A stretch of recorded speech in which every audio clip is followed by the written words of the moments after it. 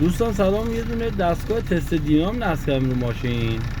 این دستگاه مناسب ماشین‌های مثل نیسان خاور یا حالا هر ماشینی میتونه باشه.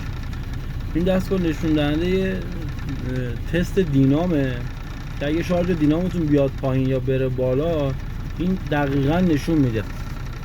با این کار راننده‌های عزیز میتونن خیال خودشون راحت کنن که یا خدا نکنه تو راه نیمراه نمونن. اگه فشار رو دینامو باتیشون نیاد وقت فشار بره بالا، آمپر بکشه تو این گرونی و اوضاع خراب، حالا بیان یه دینامو باتری هم رو دستشون بذاره، یه وقت خدا نکرده افته فشار پیدا کنن و تو راه بمونن. این دستگاه رایگانه. این باتری فروشی ها میدن، ببینید اینو من خاموش کنم تو قشنگ ببینید. اینه دستگاهش کلا. اینو باتری فروشی ها به صورت رایگان بهتون میدن. نصبش هم خیلی راحته، یعنی خودتون هم میتونید نصبش کنین.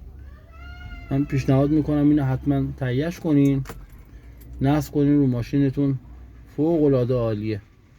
ممنون میشم اگه اینا هم حمایت کنین. با تشکر از همتون.